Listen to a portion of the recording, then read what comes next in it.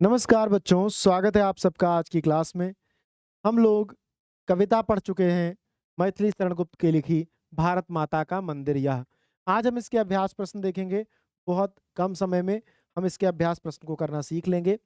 मैंने इस कविता की पूरी व्याख्या बताई थी, आज मैं बताऊंगा कि आपको व्याख्या कैसे करनी है पूरी। मैं बताऊंगा, लेकिन यदि आपको पूरे चैप्टर की व्याख्या बिल्कुल बहुत अच्छे से समझनी है तो आप विद्याकुल ऐप डाउनलोड कीजिए। वहां पर मैं भारत माता का यह मंदिर पूरा चैप्टर पढ़ा चुका हूं। हमारी पूरी क्लासेस श्रृंखलाबद्ध रूप से चल चुकी हैं। आप वहां जाकर ये देख पाएंगे कि आपको कैसे क्लास करनी चाहिए, कैसे अभ्यास प्रश्न लिखने चाहिए। बाकी मैं आपको यहाँ जो जानकारी दूंगा वह भी आपके लिए बहुत आवश्यक होगी। यूपी बोर्ड विषय हिंदी है, मैथिली शरण गुप्त ने लिखा है। और आपके यहाँ सबसे पहले प्रश्न आता है जीवन परिचय का। तो सबसे पहले महत्वपूर्ण हो जाता है कि जीवन परिचय लिखें। आपको पता है जीवन परिचय का प्रश्न 5 नंबर का आता है, जिसमें 3 नंबर का जीवन परिचय, 2 नंबर रचनाओं के होते हैं। 5, 2, 10। तो सबसे पहले हम कवि का जीवन परिचय देखेंगे कि कवि ने अपने जीवन में क्या-क्या किया है। ये फ़ॉन्ट अगर आपको छोटे लग रहे हों तो आप थोड़ा ज़ूम करके देख लीजिएगा, वैसे मुझे लगता है स्पष्ट रूप से दिखाई पड़ रहे होंगे। आइए जीवन परिचय देखते हैं।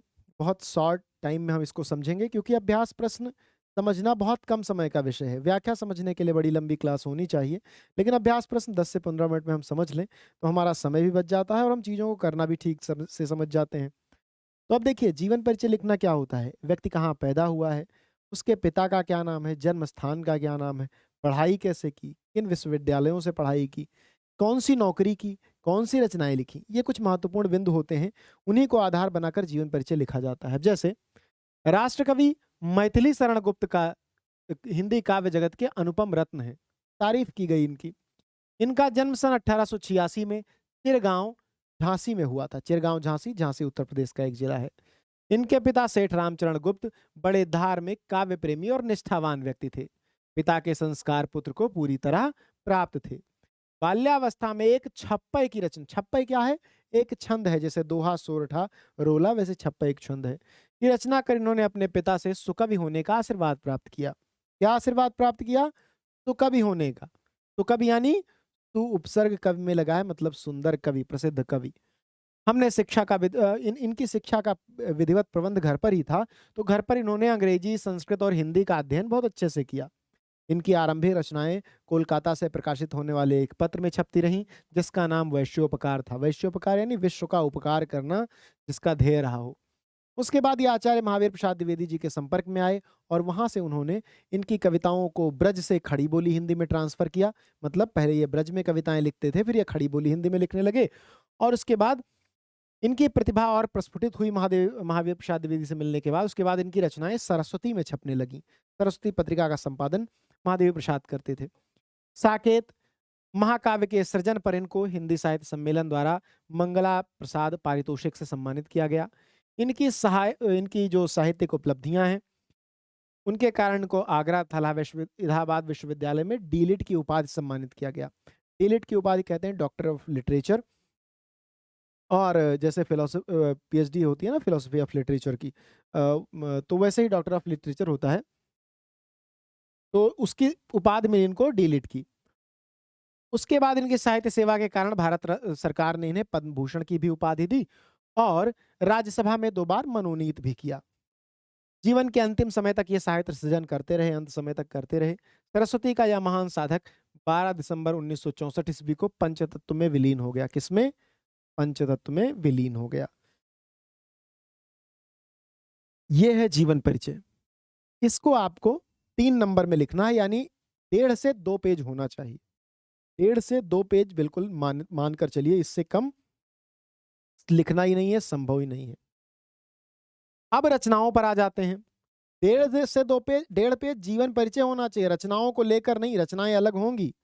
पहली बात तो रचना एक ही लिखनी है जीवन परिचय के साथ, लेकिन 1.5 से 2 पेज में जीवन परिचय हो। रचनाएं क्या-क्या लिखी इन्होंने? गुप्त जी की 40 मौलिक रचनाएं हैं। 40 रचनाएं इन्होंने मौलिक लिखी, अनुवाद भी किया, कई भाषा जानते थे तो दूसरी भाषाओं से हिंदी भाषा में अनुवाद किया। 6 पुस्तकें भी प्रकाशित हुई जो अनुवाद की गई दूसरी भाषा से। अब इनकी प्रसिद्ध रचनाएं कौन-कौन सी हैं? भारत भारती, रंग में भंग, जयद्रथ वध, पंचवटी, अनघ, हिंदू, गुरुकुल, अलंकार, साकेत, यशोधरा, मंगल घाट, उसके बाद नहुष, कुणाल गीत, द्वापर, विष्णुप्रिया, दिवोदास, मेघनाथ वध, विरहिणी, ब्रजांगना, जय भारत, सिद्धराज, झंकार, पृथ्वी पुत्र, प्लासी का युद्ध। ये इनकी रचनाएं हैं। ये रचनाएं सारी इन्होंने लिखी और समाज ने उसको बहुत ज़्यादा प्रेम दिया, बहुत ज़्यादा प्रसिद्धि दी और ये एक महान कवि बन गए, राष्ट्र कवि बन गए। ये राष्ट्र के बारे में बहुत कविताएं लिखते हैं और साहित्यिक संस्मरणों को लिखते हुए उसको ये राष्ट्र से जोड़ देते हैं। तो व्यक्ति हमेशा अपने पुराने होने पर ज़्यादा गर्व करता है। हम साहित्यिक नाटक या साहित्यिक कविताएं इसलिए ज़्यादा पसंद करते हैं क्योंकि वे हमारी गौरव गाथाएं हैं।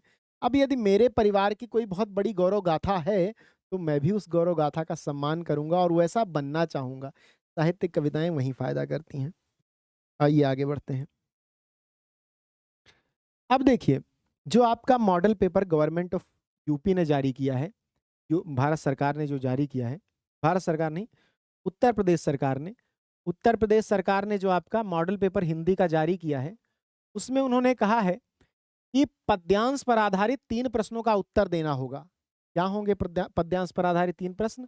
तो ये पद्यांश दिया रहेगा, कविता का एक छोटा सा अंश दिया रहेगा और यहाँ पर 3 प्रश्न होंगे। उपर्युक्त पद्यांश का संदर्भ लिखिए, रेखांकित अंश की व्याख्या कीजिए, जैसे इसमें 2 लाइन रेखांकित है, ये वाली लाइन और ये वाली लाइन रेखांकित है, इसकी व्याख्या करनी होगी। और उपयुक्त पंक्तियों में कौन सा अलंकार है यह बताइए। केवल इन 3 प्रकार के प्रश्न आपके पूरे गद्य पद्यांश पद्य वाले कविता वाले भाग से आने वाले हैं। एक जीवन परिचय का आएगा तो वो मैंने आपको बता ही दिया। तो आइए चलते हैं। कुछ टेक्निकल इशू के कारण आपके कमेंट्स मुझे नहीं दिख रहे हैं, तो इसलिए मैं किसी के कमेंट का रिप्लाई नहीं कर पा रहा हूँ। वैसे आपको ये क्लास आप देख ही सकते हैं, या आपको वीडियो बाद में भी मिल जाएगा, अवेलेबल रहेगा हाई स्कूल विद्याकुल चैनल पर, जिससे आपको लाइक, सब्सक्राइब और शेयर करना होता है, जिससे हमारी कम्युनिटी बड़ी बन सके। हम आपको और ज़्यादा अच्छे कंटेंट, क्योंकि आप हमारा मोटिवेशन है। जब भी दुनिया में क्या होता है, अभी कोई आप कोई काम करें, कोई आके शाबाशी दे कि हाँ बहुत अच्छा लगा, बहुत अच्छा समझ में आया, बहुत ज़्यादा लोगों को आपने शेयर किया, यूपी के सभी लोग ये भरोसा करने लगे कि हाँ इस चैनल पर बहुत अच्छा पढ़ाया जाता है, तो इससे हमें भी मोटिवेशन मिलेगा। तो इसलिए आपको ज़्यादा से ज़्यादा शेयर, सब्सक्राइब और इस सेशन को लाइक करना है। साथ ही हाई स्कूल विद्याकुल चैनल को सब्सक्राइब करके बेल आइकन दबा देनी है और बने रहना है हमारे साथ। आपको पता ही है कि हम क्वालिटी के साथ कोई समझौता नहीं करते। आप ये देखिए, मैंने आपको ये पढ़ाने के लिए इतनी अच्छी पीपीटी इसलिए डिज़ाइन की, केवल पढ़े ना आप, इस रचनात्मकता से भी आपको आनंद आए। केवल कंटेंट पढ़ देना, बता देना मेरा उद्देश्य नहीं रहता है। तो इसका पूरा ध्यान रखिए आप लोग और चीज़ों को अच्छे तरीके से समझिए। कोई प्रश्न हो तो कमेंट सेक्शन में ज़रूर पूछिए, हम उसका प्रॉपर रिप्लाई करेंगे। एक-एक क्वेश्चन का, आपकी एक-एक क्वेरी का हम रिप्लाई करेंगे, क्योंकि हम आपको यूपी बोर्ड के आगामी परीक्षाओं में सफल बनाना चाहते हैं। इसका केवल एक ध्येय नहीं है कि आप विद्याकुल से पढ़ रहे हैं, इसका एक ध्येय यह भी है कि विद्याकुल भारत के हर घर को शिक्षित करना चाहता है। तो आइए, ऐसे पद्यांश आएगा और 3 प्रश्न आएंगे और जीवन परिचय आएगा। तो जीवन परिचय तो मैंने बता दिया, अब पद्यांश पर आधारित 3 प्रश्न देख लेते हैं। ये पद्यांश है। भारत माता का मंदिर यह, समता का संवाद जहाँ है, सबका शिव कल्याण यहाँ है, पावें सभी प्रसाद यहाँ, जाति धर्म या संप्रदाय का नहीं भेद व्यवधान यहाँ, सबका स्वागत, सबका आदर, सबका सम सम्मान यहाँ, राम रहीम बुद्ध ईशा की सुलभ एक सा ध्यान यहाँ, भिन्न भिन्न बहु संस्कृतियों के गुण गौरव का गान यहाँ। वैसे तो पिछली क्लास में मैंने पूरे पद्यांशों की व्याख्या करवा दी है, बहुत अच्छे से आपको बताया, आप उसे देख सकते हैं। लेकिन यदि बिल्कुल जैसे मैं अभी आपको बताने वाला हूँ, जैसे मैं इस पद्यांश की व्याख्या बताऊंगा, इस पर आधारित प्रश्न के उत्तर आपको बताऊंगा, इसी प्रकार सभी पद्यांशों की व्याख्या और पद्यांश पर आधारित उत्तर देखने के लिए आप विद्याकुल ऐप डाउनलोड कीजिए। अभी तुरंत जाइए और प्ले स्टोर खोलिए, विद्याकुल ऐप डाउनलोड कीजिए, अपना मोबाइल नंबर डालकर लॉगिन कीजिए और वहाँ सारी क्लासेस बिल्कुल सीक्वेंस में, एक चैप्टर खत्म हुआ, अभ्यास प्रश्न हुए, उस पर क्विज हुआ, इसी प्रक्रिया में सारी क्लासेस पड़ी हुई हैं। व्यवस्थित रूप से देखिए और 100 नंबर तो आपके ऐसे चुटकियों में सॉल्व हो जाएंगे। तो ये गद्यांश है। अब गद्यांश में सबसे पहले प्रश्न क्या था? प्रसंग लिखना है। प्रसंग के साथ कविता में संदर्भ आता है, उस संदर्भ लिखना है। तो संदर्भ और प्रसंग कविता के लिए एक ही चीज है। पद्य में, जो गद्य में जो कहानी होती है, उसमें केवल संदर्भ लिखना होता है। अब यहाँ क्या लिखेंगे?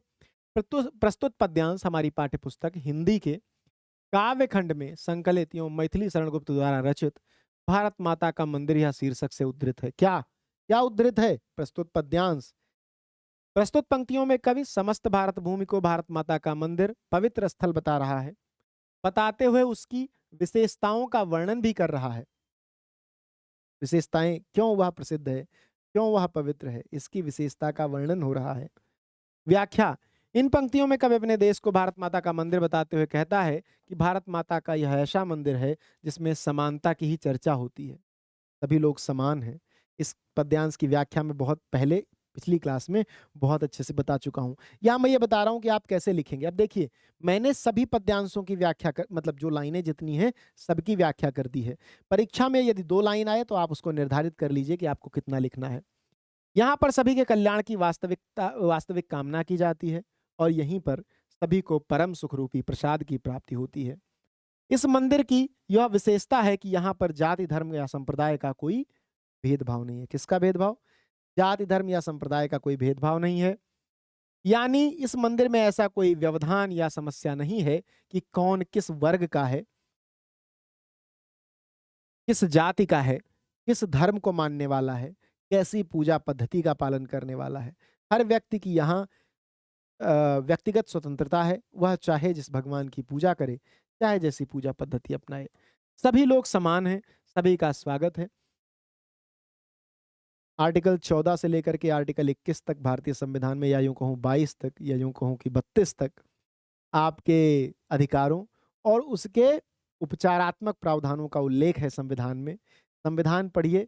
संविधान भी एक अद्भुत ग्रंथ है। संविधान हर धार्मिक ग्रंथ से महत्वपूर्ण पुस्तक है और जाहिर तौर पर धर्म को मानने वाला व्यक्ति अपने धर्म ग्रंथों को बहुत महत्व देता है। तो हमारे लिए हमारे धर्म ग्रंथ, हमारी श्रीमद् भागवत गीता, श्रीमद् भागवत, महापुराण, महाभारत, रामायण, रामचरितमानस, ये सब बहुत पूज्य हैं। लेकिन जब हम मनुष्य के रूप में, ये हमारी आध्यात्मिक चेतना के लिए पूज्य हैं, लेकिन हम जब वर्तमान चेतना में वापस लौटते हैं, एक समाज में जीते हैं, तो वहां सब लोगों द्वारा मिलकर बनाया गया एक संविधान बहुत महत्वपूर्ण हो जाता है। उस संविधान को पढ़िए तो आपको इन आदर्शों की एक प्रतिबिंबता, एक चित्र, एक का प्रस्तुतिकरण वहां पर आपको मिलेगा। बहुत सुंदर तरीके से संविधान लिखा गया है और उसी सुंदर तरीके से यह कविता भी लिखी गई है। व्याख्या देखते हैं। कोई किसी भी संप्रदाय को मानने वाला है, कोई रोक टोक नहीं है। चाहे वह हिंदुओं के इष्ट देव राम हो, मुस्लिमों के इष्ट देव रहीम हो, बौद्धों के इष्ट देव बुद्ध हो, चाहे ईसाइयों के इष्ट ईसा मसीह हो। यानी इस मंदिर में सभी का बराबर सम्मान है, सभी के स्वरूप का बराबर चिंतन किया जाता है, सभी की ही बराबर पूजा की जाती है। अलग अलग संस्कृतियों के जो गुण हैं, जिनके द्वारा संपूर्ण संसार के मर्म को अलग अलग रूपों में संचित किया गया है, वे सभी इस भारत माता के मंदिर में एकत्र हैं। अर्थात भारत माता के इस पावन मंदिर में संपूर्ण संस्कृतियों का समावेश है। कहने का तात्पर्य यह है कि चाहे कोई भी देश हो, सभी के अपने अपने अलग अलग धर्म, अलग अलग संप्रदाय, अलग अलग सिद्धांत तथा अलग अलग पवित्र स्थल होते हैं। किंतु हमारा भारत देश एक ऐसी पवित्र तीर्थ स्थल है जहां निवास करने वाला प्रत्येक प्राणी, सभी धर्मों को मानने वाला, सबको समभाव यानी बराबरी से देखने वाला, सबको समभाव से समझने वाला हमारे है। हमारे देश में एक सद्वाक्य चलता है, अनेकता में एकता। भारत का कण कण, प्रत्येक अपने बगल के प्रत्येक कण से भिन्न है, लेकिन वह उसी समभाव से उसे अपने अंक में भरता है, उसे गले लगाता है कि हमारे यहाँ हमारे लोकतंत्र की गरिमा, हमारा जीवन का मूल उद्देश्य सफल हो उठता है और वसुधैव कुटुंबकम की भावना और ज्यादा निखर कर और ज्यादा प्रसारित होने लगती है। ये आपकी व्याख्या थी। व्याख्या के लिए जो हमने पद्य उठाया था, वो पहला पद इस कविता का है, पहला पद्यांश इस कविता का है। इसी तरह के अन्य पद्यांश की व्याख्या देखने के लिए मैंने आपको बता ही दिया कि विद्याकुल ऐप डाउनलोड करना है, अपना नंबर डालना है और सारी क्लासेस वहां पर लिस्ट में आपको मिल जाएंगी भर भर के, बिल्कुल समझदारी के साथ। कहीं भी कुछ भी ना समझ में आए तो आप पूछ सकते हैं हमसे। आगे बढ़ते हैं। अब मैंने वहां पर लिखा हुआ था एक अलंकार भी बताना है। देख लीजिए, मैं आपको पेपर दिखा लेता हूँ। मॉडल पेपर में लिखा है उपरोक्त पंक्तियों में कौन सा अलंकार है। तो अंश की व्याख्या देख ली हमने, संदर्भ देख लिया, व्याख्या देख ली। अब इस प्रश्न का उत्तर खोजते हैं। क्या है इस प्रश्न का उत्तर? देखिए, अलंकार किसके अंतर्गत आता है? अलंकार आता है काव्य सौंदर्य के अंतर्गत। किसके अंतर्गत? काव्य सौंदर्य के अंतर्गत। काव्य सौंदर्य के अंतर्गत आता है रस, छंद, अलंकार, भाषा, गुण और शैली। लेकिन यहाँ पर केवल अलंकार पूछा जा रहा है। तो अलंकार में आप रूपक और अनुप्रास लिख देंगे। कौन-सा अलंकार है? रूपक और अनुप्रास। लेकिन यदि आपसे पूछ लिया भाषा, तो आप लिखेंगे खड़ी बोली, गुण प्रसाद, छंद गेय, शैली मुक्तक, भाव साम्य। वियोगी हर द्वारा रचित विश्व मंदिर जो कविता है, उसी से इसके भावों की समानता है। महान कवि मैथिली शरण गुप्त राष्ट्र कवि हैं। राष्ट्र के जागरण के लिए कविताएँ लिखते हैं। हर व्यक्ति को राष्ट्र सेवा के लिए जगाना इनका एक एकमात्र उद्देश्य है और इस उद्देश्य में ये कविता अपनी सफलता साबित करती है, अपनी सफलता स्थापित करती है और ये कविता इतनी प्रसारित होती है कि उनके मृत्यु के बाद भी कक्षा 10 के सिलेबस में आपको पढ़ाने के लिए लगाई गई है। तो आप इस कविता को पढ़ें, इस कविता का मर्म समझें, इस कविता को हर उस व्यक्ति तक साझा करें जो भारत का है, जो अपने आप को भारतवासी कहता है।